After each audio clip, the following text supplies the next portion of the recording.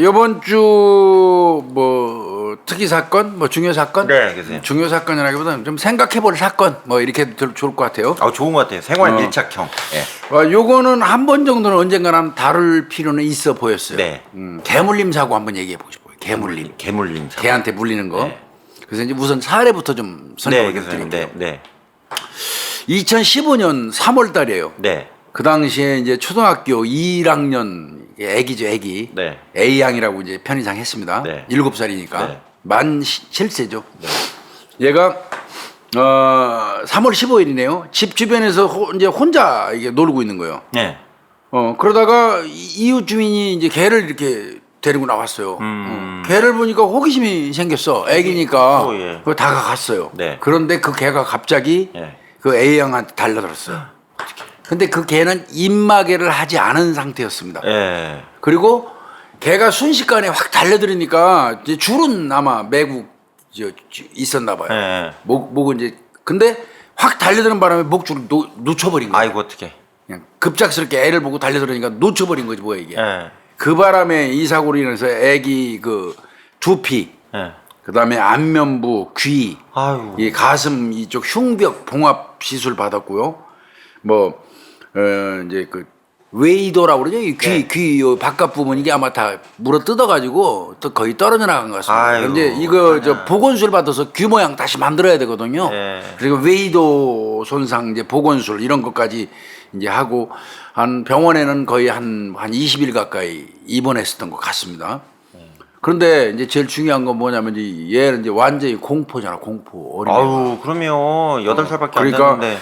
애가 정신적 충격을 이제 엄청나게 심하게 받았기 때문에 그거에 대한 거 이제 또 치료도 시켜줘야 되잖아요. 그래서 이제 애기들 같은 경우는 보니까요 미술 같은 거 치료하더라고. 미술 치료. 미술 치료. 예. 미술 뭐 최면 치료 이런 거 등등 네, 아마 네. 이제 그 이후에도 많이 치료가 진행됐던 것 같고요.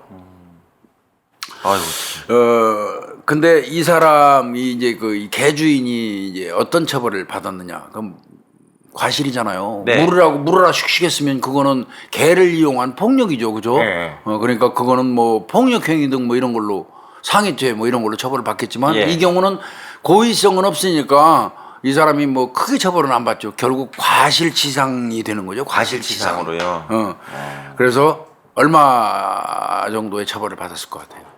이거 아이가 지금 다친 거는 상당히 많이 다쳤는데 처벌은 어느 정도 줬을까요? 벌금 과실치상. 때렸겠죠. 벌금 때립니다. 이거 100%. 그것도요. 50만 원 때렸습니다. 50만 원이요? 네.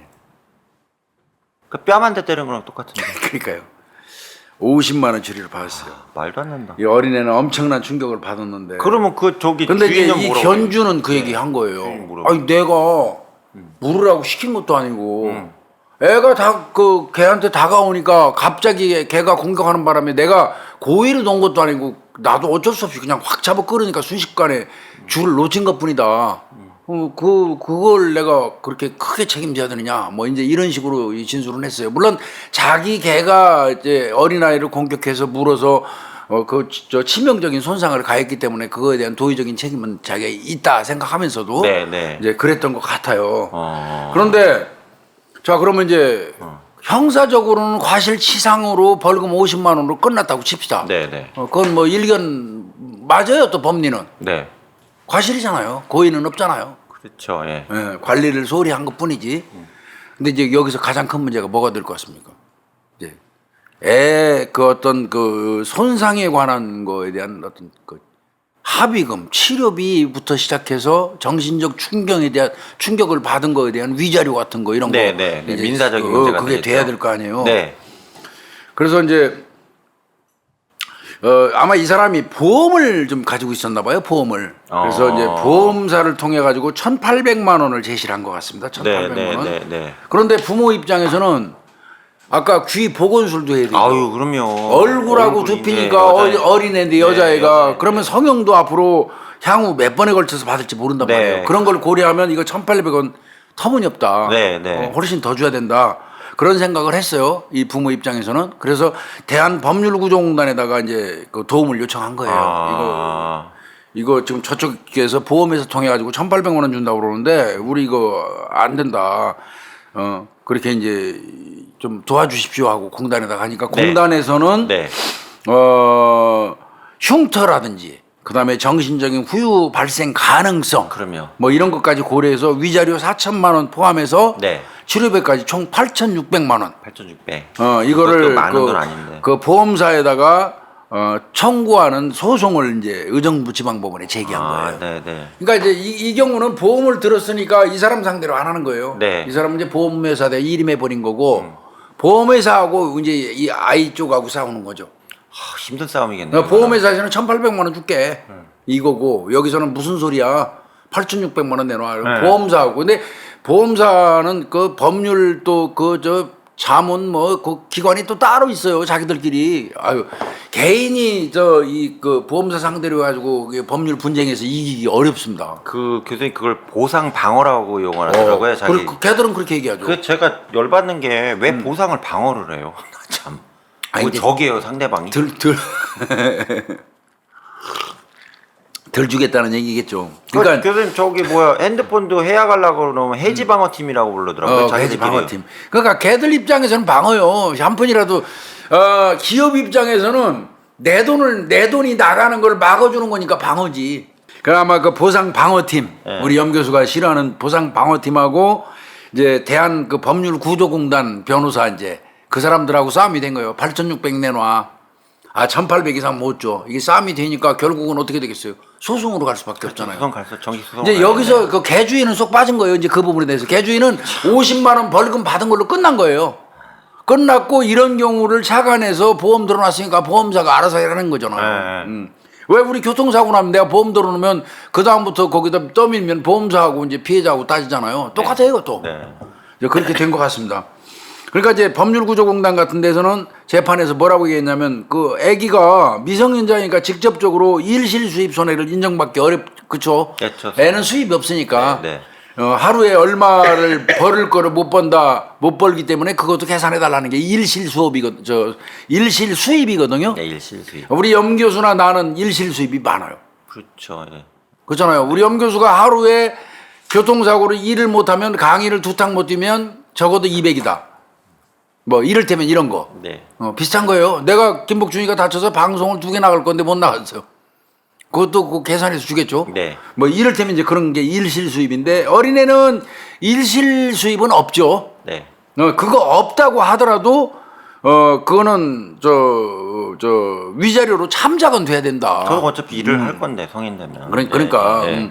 그렇게 이제 주장했고 결국은 재판부가 얼마 판결 내린 줄 아세요? 얼마나 했을까요?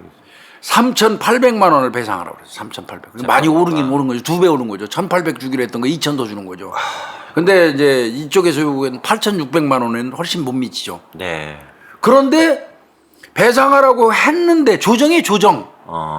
야, 그 3,800 정도 주고 조정하는 게 어때? 서로 합의하는 게 어때? 네. 이렇게 권장을 한 거예요. 재판부에서. 네, 조정을 조정. 했는데 네. 보험사 측에서 터무니없어요. 못 줍니다. 이래서 계속 소송이 진행되는 거예요. 그냥 정식 판결 결국 때려 이제 이거죠. 판결 이제. 받자 이거죠. 네. 근데 대체로 이게 그렇다더라고요. 보험사 측에서 조정 거의 안 한대요. 이기든 지든 손해를 보건 말건 그냥 끝까지 가는 케이스가 많대요. 그거는 이제 그 소위 말하는 보상을 방어하는 팀에서 자기 책임이 져야 되니까. 그러니까 그렇게 법원에서 시켰네요. 법원 판결로 놔버리면 할 말이 없잖아. 네, 법원에서 그러더만요. 이렇게 하면 되니까. 그러면 할 말이 없는데 지가 대충 합의해가지고 하면 나중에 왜 그거에 그렇게 해서 감당받을 말해줬어? 수 있으니까. 예. 이렇게 네. 나올 수 있으니까 손해를 보더라도 그냥 간다는 거예요. 자기 책임 그러면 모면하려고. 너무 소송 길어지잖아요. 피해자 길어지죠. 입장에서는 아유. 그래서 이제 그 의정부 지방법원이더라고요. 왕지훈 단독 판사네. 민사 단독 판사. 판사가 예. 판결을 내렸는데 어떻게 내렸냐면 네. 이 재판부는 견주는 타인을 물지 않도록 하는 주의 의무를 다하지 않아서 네. 손해가 발생한 것이니까 보험금 지급의 의무가 있다. 네. 위자료하고 지연 손해금 뭐 등등 이렇게 얘기하면서 5,300만 원을 지급하라. 그러면서 보험사는 위자료 3,000만 원, 치료비 2,300 그러니까 5,300이죠. 위자료가 3,000이 그러니까 더 크네요 위자료가. 예. 그 치료비는 2,300이고. 네. 그래서 5,300만 원에 6의 그 판결을 내면서 그 이제 지연금은 그 지연할 때마다 6에서 15% 이자를 더해가지고 네. 그동안 안 줬던 거 네. 그거 지급해라 이렇게 해서 원고 일부 승소 판결이에요. 8,600이니까 전체 승소는 아니죠. 네, 네. 저 5,300으로 줄었으니까 네. 그래도 많이 저거 된 거죠. 예. 그렇게 판결을 한 겁니다. 응? 여기서 판사가 그 얘기했어요. 걔한테 입막에 안 씌운 거. 네. 그 다음에 목줄을 단단히 잡고 있어야 되는데 그래야지 저 걔가 다른 사람 안 물 거 아니냐. 그렇죠, 그렇죠. 예. 그런 그 주의 의무가 충분히 있음에도 불구하고 이걸 제대로 이행 안 했으니까. 그 다음에 사고가 발생하자마자 즉시 걔를 떼어냈어야 되는데 그걸 네. 좀 소홀히 한 것 같습니다. 몸으로 막아야지. 네, 그 부분도 좀 제대로 안 해가지고 대처가 안 돼서 애가 더 많이 다쳤다. 그럼 교수님 궁금한 게 있는데요. 아이가 걔한테 접근한 거라며요. 그렇죠, 이렇게 보려고 하고. 그럼 그거에 대한 과실도 있어요? 그게 이제 약간 상계됐을 것 같습니다. 아, 그게요? 잠작이 됐을 것 같습니다. 아... 동물의 점유자로서 보관상 주의 의무를 다하지 아니해서 손해를 발생시켰기 때문에 보험금을 지급할 의무가 있다. 네. 이렇게. 그래서 내가 보니까는 뭐 8,600에서 5,300이면 2,500만 원 정도는 이제 원래 본인이 원하던 걸 안 준 건데요. 네, 네. 그렇게 한 거죠. 그리고 이제 조금 전에 말씀하신 것처럼 아이의 부모한테도 일부 책임이 있다. 아, 이게 이제 부모한테요? 상계 사유예요. 예, 예. 큰 개한테 가까이 가지 말라든지. 네, 맞아요. 그런 거 충분히 안 가르쳤다. 그건 부모의 과실이다.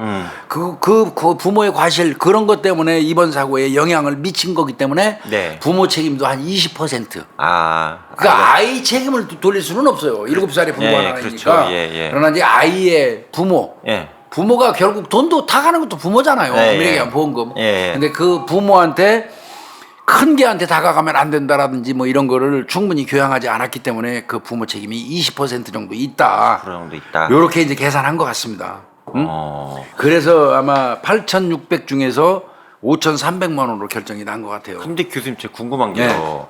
그렇게 큰 개가 달려들면 접근하든 말든 그걸 떠나가지고 A 입장에서는 뭐 싸울 것도 아니고 격투할 것도 아니고 쉽지는 않잖아요. 뭐 방법이 없죠.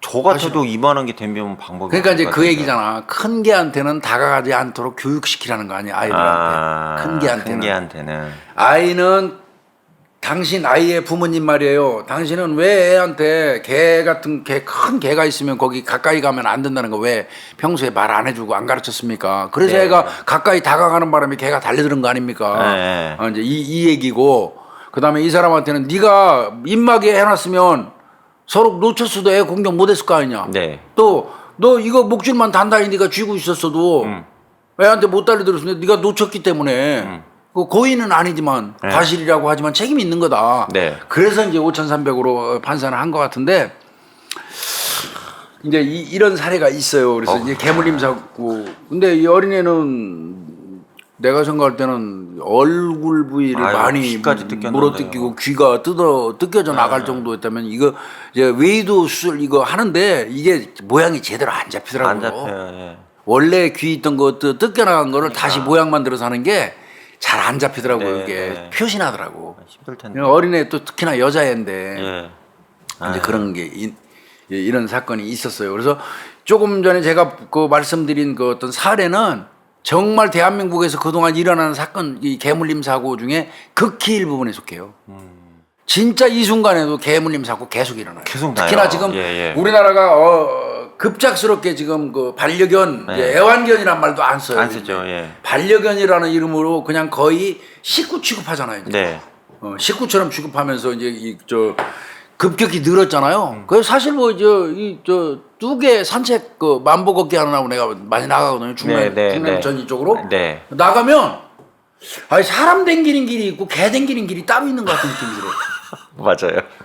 한쪽 편에는 전부 그 개 그 목줄 매가지고 온 사람들이 거의 점령했어 이쪽을. 네. 그분들이 또 자기들끼리는 이제 또 이거 반려견 애호가들이라 자기들끼리는 친하더라고. 막 인사도 하고 뭐 저 개껌도 가지고 와서 놀아주고 서로 막 그 통하더라고. 그 저 뭐 나쁜 거 아니죠. 근데 이쪽으로는 사람들 댕기고. 근데 이제 문제는 저도 이제 저 미니핀. 네. 뭐 그 요만한 새형쥐 같이 생긴 이뻐요, 귀여워. 미니핀 저 요크샤 테리어 여러 개 한 15년 가까이 길렀었어요, 집에서. 지금은 이제 안 기릅니다만은. 근데 사실 개를 반려견, 개를 좋아하는 사람들이 있는 반면에 또 어느 쪽에서는 정말 개 싫어하는 사람도 있거든요. 있어요. 네. 개에 대해서 아주 진짜 진저리 칠 정도로 싫어하는 사람도 있거든요. 있어요. 그러면 내가 개를 좋아하는 게 내 의지고 그 권리이듯이 개 싫어하는 사람들의 그 싫어하는 표현도 어떤 면에서 보면 그 사람들의 권리예요. 네. 그런데 이제 이게 이제 양립 안 되더라고 이게. 안 되죠. 뭐 요즘에 뭐 반려견 가지고 뭐라고 얘기하면 갑자기 그 뭐 야만인이 되거나 그 뭐 공격 대상에 속해가지고 또 그런 경우 있는데 그거는 너무 극단적인 그 대처 방법입니다. 내가 개를 이뻐하는 거 내 자유이듯이 네. 개를 싫어하는 저 사람이 개를 싫어하는 건 그 사람 자유예요. 서로 상호간에 양쪽을 인정하고 같이 가는 게 맞아요. 아까 얘기한 것처럼 개길 가고 사람길 가면 돼요. 그래야 되는데 요즘 이제 그런 게 없고요. 제가 본 사례 하나 말씀드리면 비슷한 건데 그 조그마한 강아지를 이제 산책을 시키셨어요, 견주가. 제 앞에 걸어가고 있었는데 그 잠깐 그 화장실에 가시려고 하는지 그 오토바이 배달하시는 배달 기사분이 잠깐 오토바이를 세워놓고 화장실 쪽으로 걸어가셨거든요. 근데 이 개가 그때 두 마리였어요, 끌고 가는 개가. 근데 둘 다 수컷인데 한 놈하고 두 놈이 교대로 그 오토바이 있잖아요, 바퀴에다가 소변을 보는 거예요. 저 이런 거 많이 봐요. 전 걸어 다니다 보니까. 개 입장에서의 벽인데 뭐. 네. 그러면 땡겨서 말렸어야 됐는데 아이고 잘한다, 아이고 잘한다 이러고 있는 거라.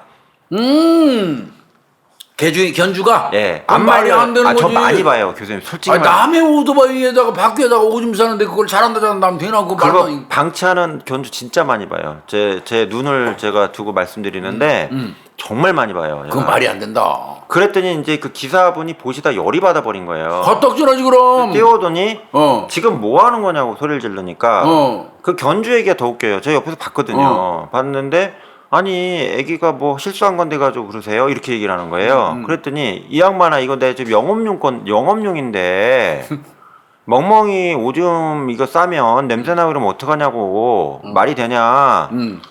아니면 뭐 하다못해 생수라도 사다 뿌려갖고 이거 청소를 해줘야지. 이랬더니 아저씨 되게 유별나네 이러는 거예요. 제가 뭐 본대로 말씀드려요. 그 사람은 내가 볼 때 그 개를 기를 자격이 없는 것 같은데. 근데 죄송한데요, 다 그런 건 아니지만 저는 절대 다수의 분들은 저 비닐봉지 들고 다니면서 개가 저 응가하면 그거 다 집어서 싸가지고 비닐 소변에는 소변에는 근데 반대예요. 소변은 반대예요. 근데 소변은 받는 데가 없잖아.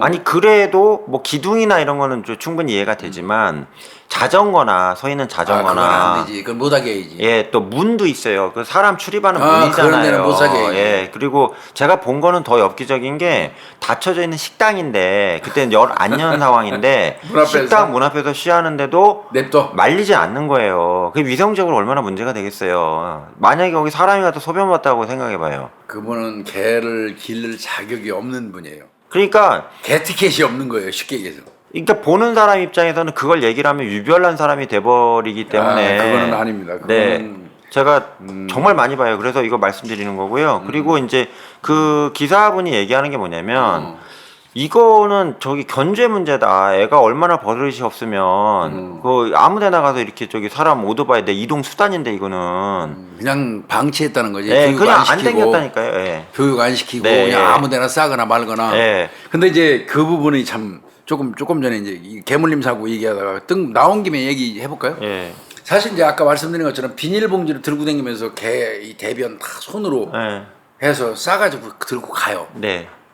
그건 뭐 당연한 거고 또 그게 잘하시는 거예요. 그거는. 네. 근데 이제 소변은 정말 솔직히 이게 소변을 개를 뭐 오강을 들고 다니면서 받을 수도 없고 개한테. 그래서 그 부분은 그 개 소변을 어떤 식으로 해결을 하면 좋을까 하는 생각을 저는 산책하면서 많이 생각해봤어요. 근데 그것도 뭐 그게 왜 그러면 그게 뭐 씨가 마려서 그런 것도 있지만 영역 표시 영역 표시예요. 영역 표시인데 그거를 뭐 그것도 고민해야 될 것 같고요. 그거 고민해야 될 것 같습니다. 나 그거 요 근래 그 산책하면서 그 생각 많이 했어요. 소변 저거 어떻게 해결을 하면 좋을까? 저거 악취 안 나게. 네. 그런 생각 참 많이 했어요. 그 두 번째는 제가 말씀드리는 게 이게 그 탄력성 있는 개주를 끌고 다니세요. 아, 그쫙 들어가죠. 예. 못 막아요. 그래서 제가 통제가 안 돼요. 느슨하면. 제가 교수님 엄청나게 걸어 다닌다고 그랬잖아요. 제가 강의를 다니는데 차가 없이 다니다 보니까 별꼴 다 보는데 실제로 큰 개가 작은 개 물어 죽이는 걸 본 적 있어요. 7년 전에요. 길바닥에서. 못 말렸어요. 저도 어떻게 할 방법이 없대요. 너무 큰 놈이 덤벼갖고 하니까. 근데 그 견주분이 아이가 이렇게 작은 개 있잖아요. 작은 개도 그러니까 단단한 줄였으면 탁 낚아채갖고 어떻게 도망갈 수 있는데 이게 걔도 늘어나는 거다 보니까 물리고 끌려가니까 그냥 끝난 거예요. 그러니까 개 보호 차원에서도 좋진 않더라고요. 이게 늘어나는 게. 서로 안 좋은 거죠. 네. 근데 이제 보면서 제가 느끼는 게 그 작은 개끼리 싸우는 거 많이 보거든요. 통제가 안 돼요. 개 싸움은 진짜 사람이 이만한 개도 개 싸움은 사람이 못 덤빈다고 막 붙는데 어떻게 방법이 없는 거예요.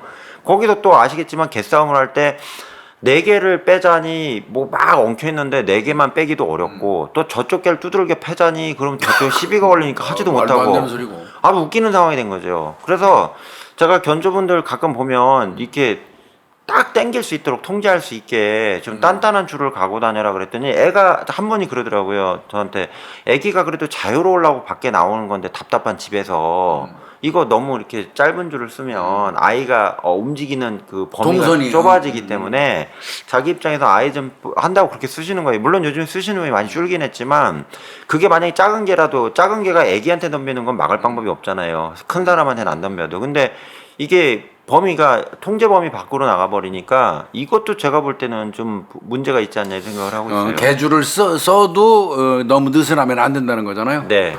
내가 이거 개 이제 그 이 물림 사고 어찌됐건 지금 이제 오늘 저희가 말씀드리고 싶은 거는 뭐 그 나온 김에 뭐 소변 문제까지 뭐 얘기 다 했습니다만은 개 물림 사고를 한번 통계를 좀 뽑아봤어요. 많을 것 같은데요, 교수님. 그랬더니 깜짝 놀랐어요. 네. 2015년부터 1000건을 넘어서고 있어요. 1000건. 그러니까 우리 사회에 개가 급격히 늘기 시작한 게 2015년경 그 즈음 같아요. 네.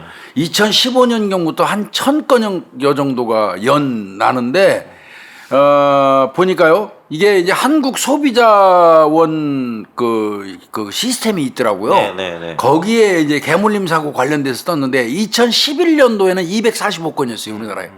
2011년 네. 245건, 2012년도에는 560건. 어이구. 자꾸 늘기 시작해요. 두 배로 늘었네. 그다음에 2013년도에는 616건. 네. 늘었죠, 100건. 네. 2014년도에는 676건. 2015년도에는 갑자기 1488건으로 확 늘었어요. 넘어가 버렸네. 예, 그다음에 2016년으로 가더니 2100건을 드디어 2000건을 넘어요. 그다음에 2017년이 돼 가지고 2400건. 2018년에 2350건, 어이구. 2019년에 2150건, 네. 2020년도에 2100건. 지금 이제 최근 근래 와서는 한 1년에 저 개물림 사고가 2000건 이상이 일어나는 거예요. 또 신고된 것만. 그러면 이제 이걸 또 바꿔서 얘기하면 그 개한테 물린 2000명은 개 혐오를 이제 가지기 시작해요. 무섭죠. 애니멀 포비아 현상을 이제 겪기 시작하는 거예요. 네. 그러면 이제 이게 또 이제 반려견 키우는 사람들하고 그 어떤 극단의 대치 같은 게 되기도 하는 거죠. 어떤 네. 면에서 보면. 네. 그래서 이거 보면 이제 연 한 2000여 건 이상의 개물림 사고가 일어난다.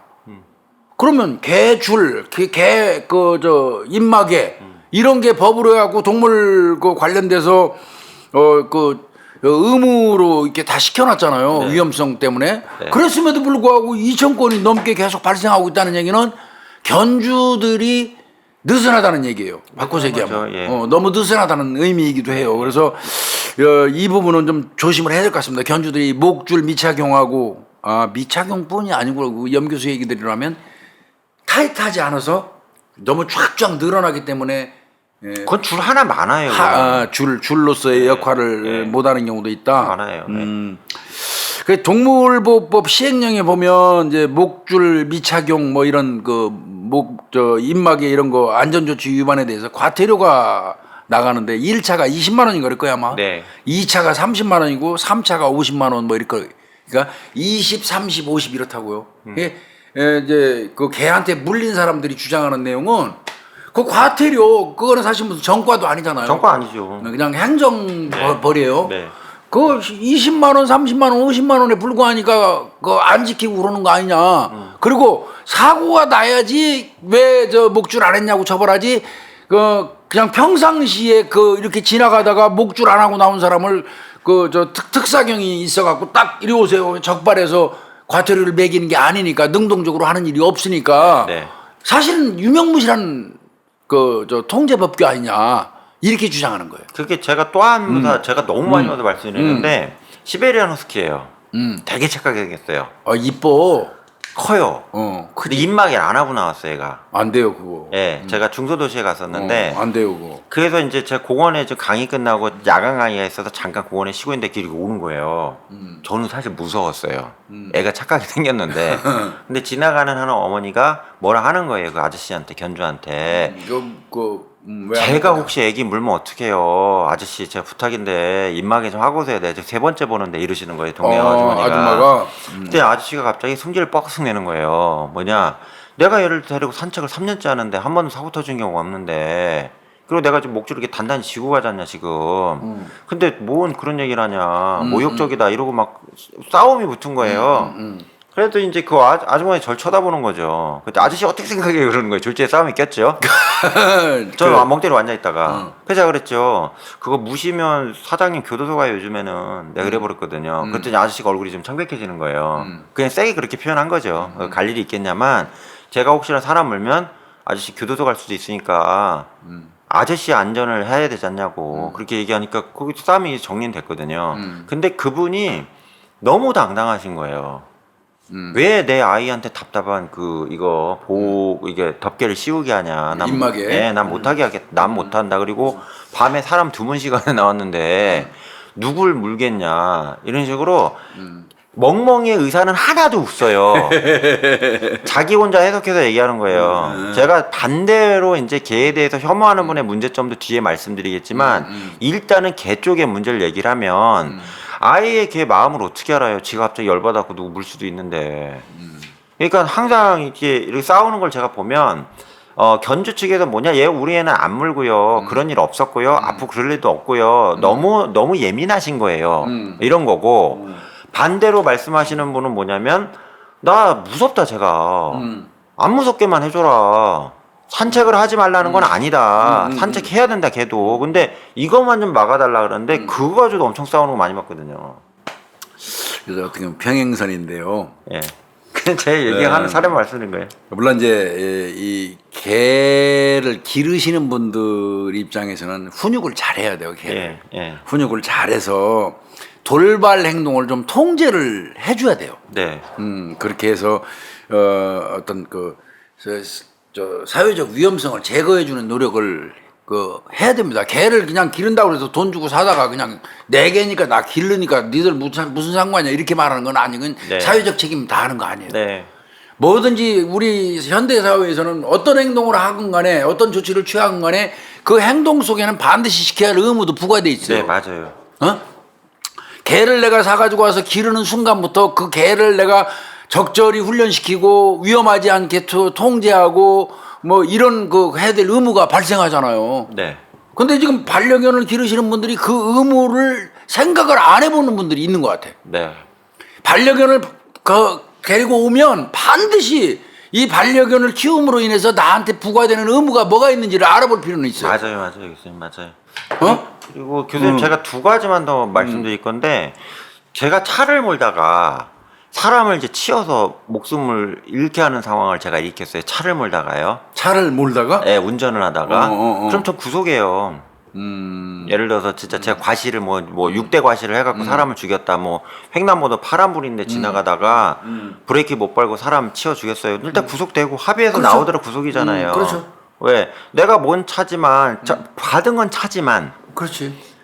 드라이브는 내가 했잖아요. 그렇죠. 뭐 인공지능이 한 것도 아니고. 저는 개에 대해서도 개 보행과 관련돼 집안에 있는 사건은 없잖아요. 집안 가서 싸울 일은 없죠. 뭐 지즘 때문에 뭐 소음 문제로 싸우는 경우는 있지만 소음 때문에 죽진 않거든요, 사람이. 근데 제가 재작년에 할머니 한 분이 지나가던 개한테 도사견에 물려서 돌아가신 사건 인터뷰를 하느라고 많아요, 그 사건. 동영상 제가 보고서 제 얘기를 하는 건데, 저는 이렇게 생각해요. 그 비례성의 원칙을 이제는 우리 사회가 적용해야 된다고 봐요. 무슨 얘기냐? 내가 예를 들어서 이 사람을 주먹으로 때려서 전치 4주가 나왔어요. 그럼 4주에 상당한 판례 수만 건의 기반으로 한 저한테 형량이나 벌금이나 손실보상에 대한 기준이 서 있잖아요. 우리 그렇죠. 사회가요. 그렇죠. 그러면 견주가 걔를 소홀히 해갖고 4주의 상해가 나왔다면 내가 그 사람을 흉기로 어쨌든 도구잖아요. 위험한 도구인데. 그러니까 고의는 없다고 하더라도. 고의 없더라도 특수상해의 피해에 따른 그 상해 진단에 따른 형량이 나오잖아요. 그거하고 전 동일하게 처벌해야 된다고 강력하게 주장하는 사람이거든요. 왜 그렇게 해야지만 왜 지나가다가 갑자기 그 할머니 같은 경우는 밭일하다가 지나가는데 산책하다가 개 2마리를 놓쳐갖고 목덜미에 물어서 돌아가셨단 말이에요. 그 할머니 되게 건강하신 분이더라고 얘기 들어보니까 자손들이 펑펑 우는 게 진짜 호환마마도 다 피해겠는데 이게 견마라고 표현하시더만요. 이 견에 의해서 목숨을 잃는 게 말이 되냐. 되게 그 어머니 제가 사진도 봤는데 처참해요.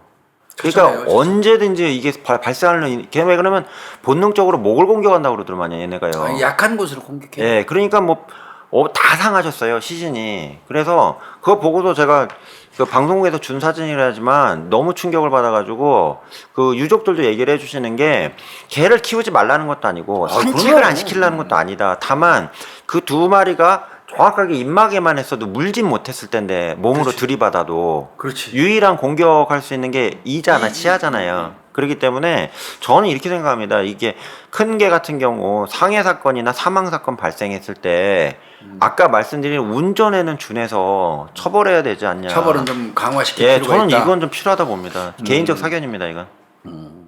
근데 이제 역으로 이제 우리가 또 경계해야 할 점은 있어요. 터무니없이 아무 이유도 없이 이 동물을 학대하는 사람들도 있어요. 네. 이제 물을까봐 그 애니멀 포비아가 생기는 사람들도 있어요. 공격을 받는 거에 대한 두려움 때문에 가까이 오지 마 이러면서 피하는 사람들이 있는가 하면 네. 일부러 찾아다니면서 동물한테 돌 던지고 동물 학대하고 이런 또 어떻게 보면 연쇄살인범으로 가는 그 초입 단계에 있는 사람들 꽤 있잖아요. 네, 네. 이제 그런 사람들도 이제 경계할 점인 건 맞고요. 그래서 이제 그런 부분 좀 봐야 될 것 같고요. 제가 그 현장에 있을 때 그 사례가 갑자기 생각이 나는데 좀 웃지 네. 못할 사례예요. 웃지 네. 못할 사례. 그 미군 부대 안에는요. 그 부대 안쪽에는 그 군견들을 아, 살벌하죠. 세포트를 진짜 사냥개인데. 데리고 있어요. 네. 그 풀어놨단 말이에요. 네. 그 미군 부대를 담 넘으면 사실은 총 쏩니다. 그 군 시설로 담 넘어가면 거의 간첩이라 하는 짓이잖아요. 네. 적군이나. 네. 그 총 쏘는데 총은 안 쏜다고 하더라도 또 대한민국에서 미군 부대 넘어왔다고 총 쏘면 아유, 가만 안 있으니까 네. 이제 미군들도 그 정선을 알아요. 그래서 안쪽에 이제 개를 뒀는데 내가 동천에서 근무할 때 네. 동천 미군 부대 이 사람이 술만 먹으면 맨날 거기를 넘어가. 아, 담을. 담을. 왜 그래? 넘어가서 거기서 또 미군들하고 시비 돼갖고 미군 물러가라고. 남의 나라. 미군들하고 시비 돼갖고 또 밖으로 이제 질질 끌려나면 우리가 인수해가지고 이제 즉심 처리하거나 뭐 침입죄 뭐 이런 걸로 주거 침입 비슷하게 네. 건조물 침입죄 뭐 이런 걸로 처리를 하고 돌려보내고 했는데 미군들이 방식을 바꿔버렸던 모양이야 어느 순간. 이 사람이 딱 넘어가는데 바로 걔가 와서 물어버렸어요. 근데 물었는데 하필이면 어디를 물은 줄 아세요? 지금 낭심을 주요 물어버렸어요. 부위가 올렸나 그래서 보네. 낭심이 제거됐습니다. 어떻게? 예. 심각하네. 성불구자가 돼버린 거예요. 네. 나 그런 거를 다 봤는데 이거를 개를 중상해로 입건할 수도 없고 결국은요 예. 이걸 어떤 식으로 처리를 할까 했는데 적용 못했습니다. 이 사람만 처벌했어요. 네. 그 중요 부위 잃고 건조물 침입한 죄로 그렇게 그냥 이 사람만 처벌받고 민사고 형사고 아무것도 처리 못했던 그런 그 사건 기억이 나는데 네. 그런 것도 있었고 이 개물림 사고 하다 보니까 갑자기 이제 그런 얘기를 한 것 같은데. 그래서 교수님 제가 하나만 더 말씀드리면, 그러니까 외국에 보면 선진국의 문화가 반려동물을 가족화하고 인간으로 동일한 이제 독일 같은 경우 헌법에 동물권 규정까지 있잖아요. 그거는 우리나라도 필요하다고 봐요. 저는. 그래서 그렇게 돼 있는데 그 이면을 우리가 모르는 게 뭐냐면 반려동물을 키우고 산책시키고 하면서 남 신경 안 쓰는 게 선진국 문화이냐 생각하는 그거는 아니에요. 후진적인 반려동물 문화가 전 있다고 보거든요. 네, 맞아요. 나만 기쁘면 되고 나만 귀여우면 된다 이렇게 생각을 하는데 안 돼요, 안 돼요. 누군가한테는 그게 위협일 수 있다니까요. 그리고 아까 말씀드린 것처럼 반려동물을 내가 들여오는 순간 그 반려동물에 의해서 그 의무가 발생한다니까요. 네. 그 의무를 확인해보고 인식을 해야 돼요. 네. 그건 뭐 아주 정확한 말씀이에요. 근데 이제 그 반려동물 기르는 거 내가 내 개 데리고 와서 내가 키우는 거 가지고 니들이 왜 뭐 말이 많아 그러고 마치 반려동물 싫어하는 사람들이 이런 자기 입장에서 볼 때 아유 저 휴머니즘도 없고 인간미도 없는 사람들 뭐 이런 식으로 이렇게 단정해버리는 또 그런 우를 범하는 경우도 있어서 저는 반려동 좋아해요. 아이, 그럼 걔랑 당연하죠. 아이, 거의 대화를 안 하죠. 저는. 그럼요. 네, 지나가는 개들도 되게 좋아해요. 네. 그거는 절대 그렇지 않다는 거. 네. 내가 개를 기르면 그 기르는 순간, 개를 가지고 오는 순간, 그 개로 인한 내가 해야 될 의무가 생성된다. 이거를 좀 염두에 뒀으면 그리고 좋겠어요. 하나만 또 교수님 또 추가하면 교수님이 개를 한 마리 키우세요. 한 5년 키웠어요. 그럼 교수님한테 자식이에요. 그렇죠. 거의 그렇죠. 가족인데요, 뭐. 네, 제가 6개월짜리 아주 큰 개를 키웠어요. 얘도 내 자식이에요. 근데 우연히 만났는데 제 새끼가 그쪽 새끼를 물어 죽여요. 그러면 어떤 상황일까요? 이게 법상으로는 재물손괴밖에 안 되잖아요. 재물손괴예요. 그거 고쳐야 예. 돼요. 예, 근데 이쪽에서는 가족을 잃은 거거든요. 그렇죠. 근데 법원에 가면 재물손괴예요. 분양받을 때 이게 개 얼마에 혈통은 얼마야? 맞아요. 그 가격만 산정하잖아요. 366조 재물손괴로 처벌을 하는데 네. 동물권까지는 안 한다 손 치더라도 아직까지 이르다면 안 한다고 치더라도 네. 제 생각은요. 생명이 있는 것에 대한 거는 재물로 간주하는 366조에서 빼야 된다고 봐요. 네. 생명이 있는 것들은 재물로 보면 안 될 것 같아요. 따로 별도로 재물은 이제 우리가 형법 366조에서 얘기하는 재물손괴죄에서 재물은 이런 뭐 탁자, 카메라, 어떤 그 생명이 없는 어떤 도구, 물건들을 이게 재물 아니에요? 이게 재물로 보는 게 맞고 생명이 있는 것들 지금 우리나라는 그 이 반려견도 재물이거든요. 네. 그래서 개를 내가 지나가다 그거 죽이면 그거 뭘로 처벌받냐면 재물손괴죄로 처벌받아요. 그렇다고 그러대요. 재물손괴죄로 처벌받기 때문에 이거는 좀 문제가 있어요. 이 부분은 분명히 고쳐야 됩니다. 그러니까 교수님 제 얘기가 뭐냐면 내 개가 귀여운 개가 있어요. 이 개가 혹시라도 지나가는 차에 치여서 죽거나 부상을 입거나 다른 개에 물려 죽었어요. 누가 발로 차갖고 또 죽었어요. 그러면 나는 그 물건을 잃은 게 아니라 내 자식을 잃은 거거든요. 그렇죠. 그러면 이거에 대한 가치를 제대로 인정받으려면 거꾸로 내 개가 사람을 공격하는 거에 대해서도 강력하게 응징할 수 있는 게 있어야 되거든요. 비례하라는 거죠. 그렇죠. 개가 사람을 공격하는 것도 처벌이 약한데 개가 개를 공격하는데 뭔 처벌을 하겠어요. 제 논리가 맞죠, 교수님? 맞아요. 그러니까 견주들도 입장을 바꿔줘야 되는 게 우리 개는 귀한 생명이야. 그러면 그 개를 존중을 받아야죠. 그러면 이 개를 통해서 공격받은 개나 이 개를 통해서 공격받은 사람이 존중받고 피해를 보상받는 사회가 돼야지 내 개도 존중을 받는 거지. 그렇지. 내 인권이 없는데 남의 인권이 어디 있겠어요. 똑같은 맞아요. 거지. 그건 아주 중요한 얘기예요. 근데 이제 애초부터 태어날 때부터 그 애니멀 네. 포비아 현상 겪는 사람들은 애초부터 동물을 혐오하고 싫어하는 사람들도 있어요. 네, 그건 그 사람들이 저 타고난 속성이니까 그걸 또 비난할 수는 없어요. 네. 그러나 그걸 넘어서서 오히려 그 개라든지 동물을 막 그 능동적으로 공격하는 네. 해코지하는 그거는 안 되겠죠. 그건 네. 동물 학대고 네. 그 사람들에 대한 처벌도 저는 강화해야 된다고 봐요. 네, 그러니까 너무 그런 것 같아요. 왜 보니까 여러 가지 뭐 이거 내가 사례 보니까 2021년 12월 달에 춘천 우두동에서 네. 사냥개가 사람 물어가지고 팔다리에 중상이 입혀서 한 달 동안 서울 전문병원에서 막 수차례 그냥 너덜너덜하더라고. 개한테 물린 거 저 보면. 봤어요. 엉망진창이 됐어요. 그런 거 있었고 2022년 네. 금년 4월에 춘천 삼천동 인근 공원에서 네. 이 목줄이 없는 개 2마리가 고양이 1마리를 물어서 죽여 일단 네. 나와가지고 공원에서 네. 그러더니 고양이 1마리를 죽이더니 그 가서 그 인근에 있는 또 마당에 강아지가 1마리인데 그것도 가서 또 물어 죽여요. 네. 그러더니 얘들이 아파트 단지 이제 광장에서 애들이 몇 명 놀고 있는데 애들을 쫓아가는 거야. 그 애가 하나가 도망가니까 걔를 한 20m 정도 쫓아가가지고 얼굴을 어린애 아이고. 7살짜리 어린애 그 얼굴 물어가지고 그 얼굴을 그냥 뚝뚝 떼어 아이고, 나갔어요. 어떡해. 그래가지고 그 인근에 있는 시민들이 한 대여섯 명이 몰려와고 막 해서 쫓아가지고 이제 정리가 됐는데 이때는 견주 구속시켰습니다. 네. 견주 구속시켰어요. 이때는. 이거 구속됐어요. 연쇄 살견이죠 이거는. 예, 그거야말로 진짜 목줄 없이 관리 제대로 안 하고 그래가지고 네. 뭐 조금 전에 말씀하신 것처럼 멀쩡한 저 공원에 있는 고양이 물어 죽여. 네. 집에 잘 있는 조그만 강아지 집에 남의 집에 들어가서 강아지 물어서 죽여. 네.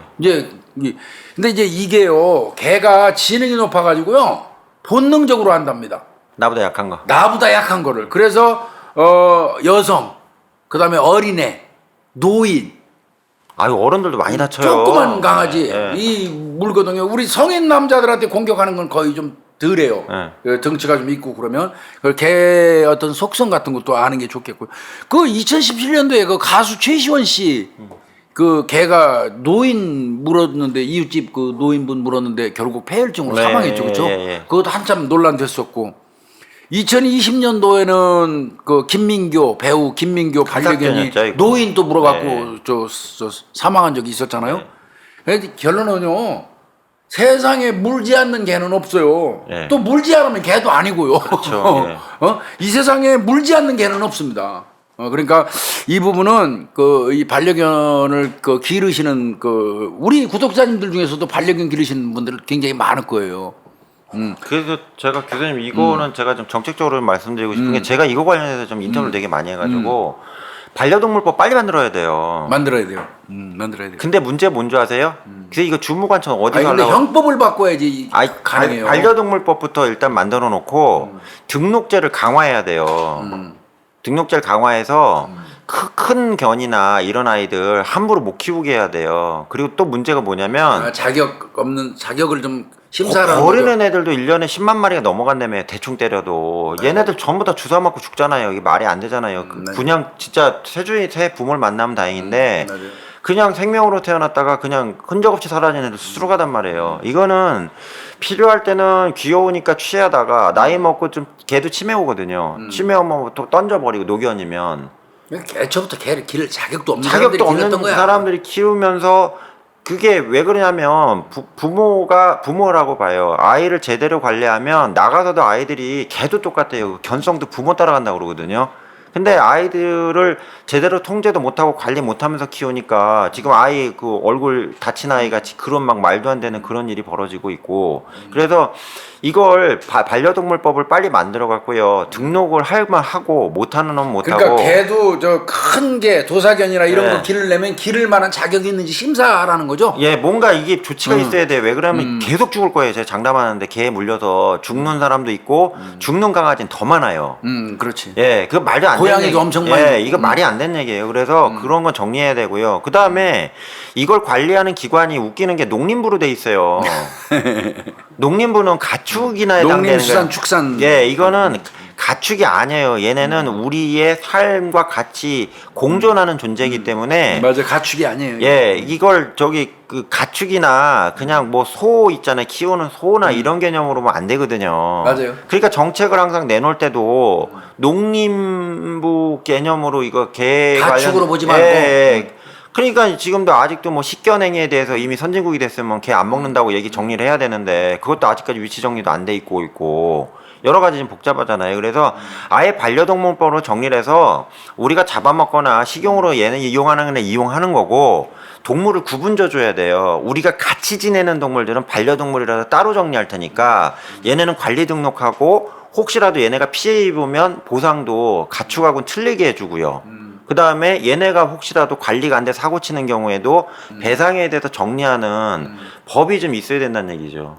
맞아요. 저는 이렇게 생각합니다. 그러면서 더불어서 이제 이 반려동물에 대한 재물로서의 표기. 재물 안 돼요. 네, 재물로 하면 안 됩니다. 그러니까 이거 반려동물법이 있어야 돼요. 저 아주 후진적인 예. 형태가 지금 형법에 있는 겁니다. 예. 반드시 고쳐야 될 부분이에요.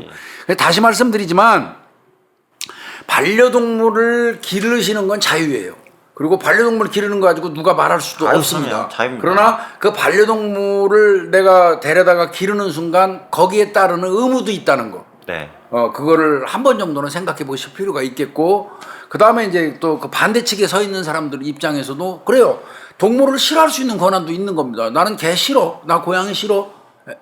그럴 권리도 있어요. 그 사람으로서의. 그러나, 그걸 넘어서서 개를 공격하거나 고양이를 공격하거나 학대하는 거, 이 행위를 또 해서는 안 되고 그것도 네. 이제 그 동물보호법에 명기돼 있고 그래서 이제 그거 하고 하여튼 반려동물 관련된 거는 반려동물 보호법 뭐 별도로 뜯어내서 가축하고 구분해서 저는 있어야 된다고 봐요. 그것도 한번 생각해 볼 필요가 있을 것 같네요. 그 다음에 네. 제가 얘기한 거 아까 말씀드린 거 이거 사소한 거지만 전 생각 많이 해보거든요.